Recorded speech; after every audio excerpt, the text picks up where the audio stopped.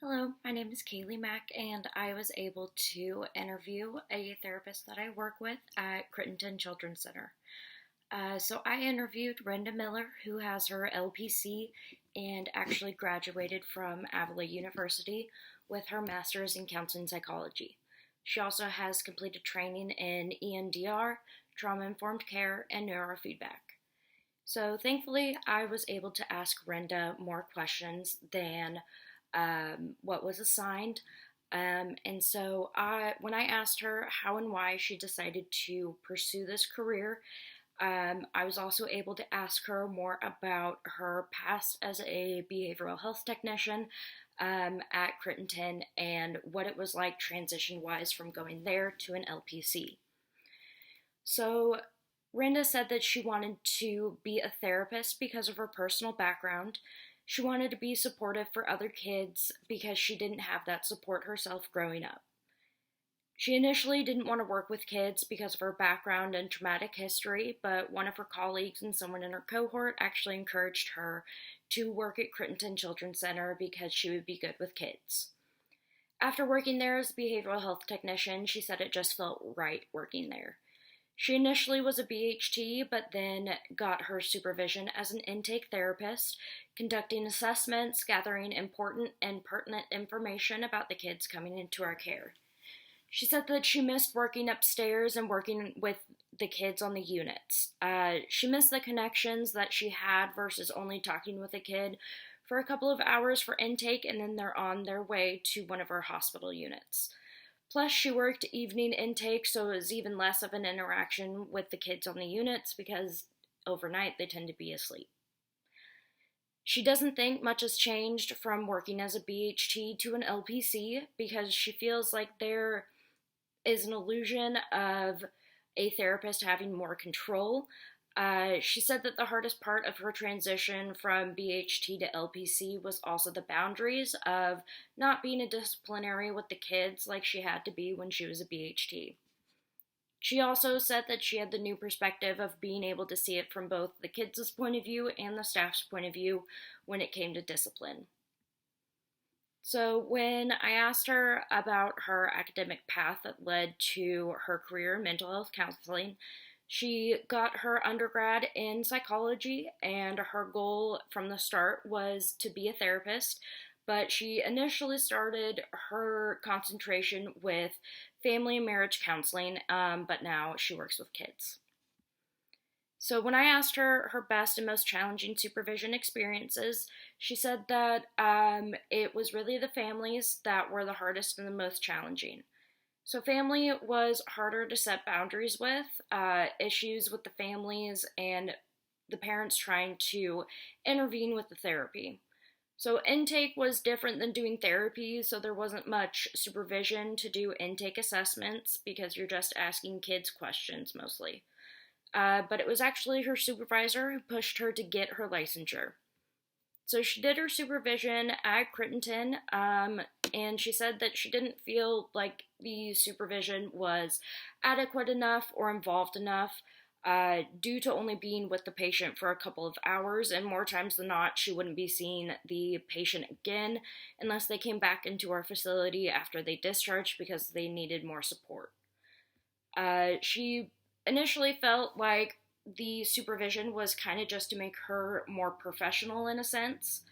Um, and when I asked her about the challenges and successes with her licensure, she expressed that her first challenge was whenever she started her licensure. It was actually at the start of the pandemic. So our census was low and it was struggling to try and meet hours for licensure. So she had to sit in on groups with various therapists. But then our census picked up again because I'm sure, as we all know, the pandemic has been hard on everyone, especially the children in our communities. She was able to achieve her supervision during intake after about 2 years. So, when I asked her her strengths working in this field and what are some of her struggles, she said that she really struggles with imposter syndrome. Due to working with kids that are very highly acute, the overwhelming question of, am I really able to help these kids, became a constant for her.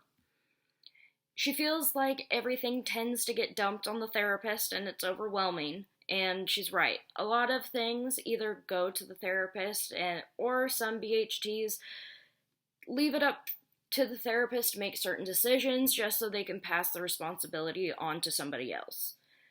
She said that she has to constantly remind herself of what is possible and how much good she is doing for these kids.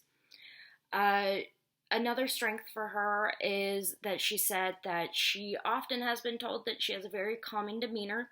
So, having this, she's able to just sit there with the kids who are highly dysregulated and help them regulate themselves. She also expressed that she is a fierce child advocate, and that's a big strength for her as well. Sometimes she feels like she has to rein it in because sometimes it can be too much, but knowing her as a person, these feelings and passion for advocation isn't out of ill will or maliciousness. It's about wanting to be an advocate for these kids because more often than not, these kids don't have anybody in their corner to begin with. So when I asked her some more questions, I first asked her who was more difficult, the kids or the parents, and she responded with the parents. So the parents of the children in these situations are often very defensive. They feel attacked when somebody confronts them with their issues of their own child, and oftentimes children's behaviors are learned, and more often than not, they are learned from their parents. So parents don't want to feel like the bad parent and tend to get defensive about their child's behaviors and their own behaviors. She expressed that even though therapists have a non judgmental stance, the parent's own trauma can get in the way of not only helping their child, helping their family, but also helping themselves as a parent, too. I asked her how she was able to keep her professional cool, especially when there's a parent who tends to not be the best in general. So she said it's more trying to figure out why the parent isn't being engaged.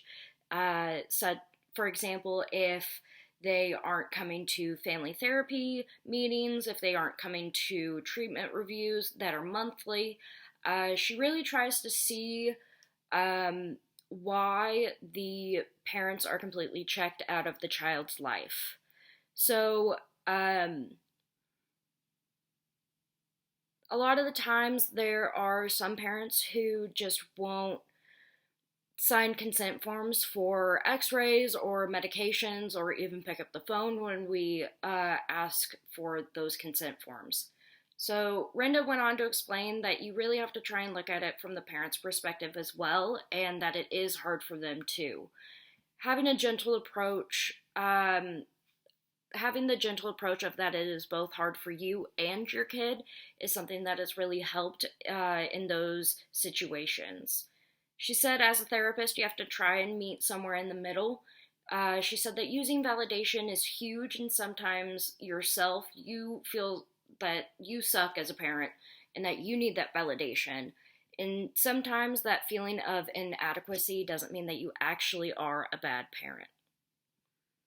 I asked her if it was helpful being a tech in her journey to being an LPC and how so. So she said that she was thankful for being a tech first because it really gave her the firsthand experience of knowing what trauma looks like and how it actually manifests and displays itself. You really get to see the various diagnoses and disorders due to how wide of range of populations that we have at Crittenton.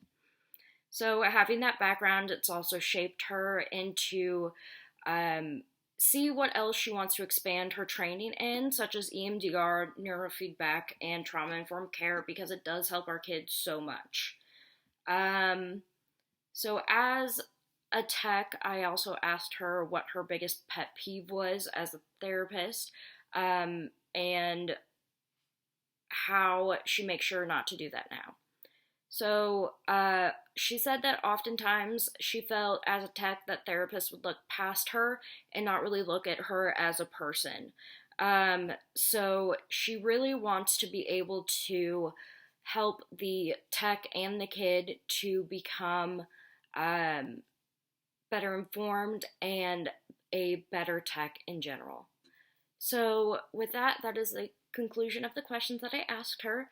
Overall, I thought it was really helpful to ask her all these questions and to get a better understanding of what an LPC does from an insider's perspective.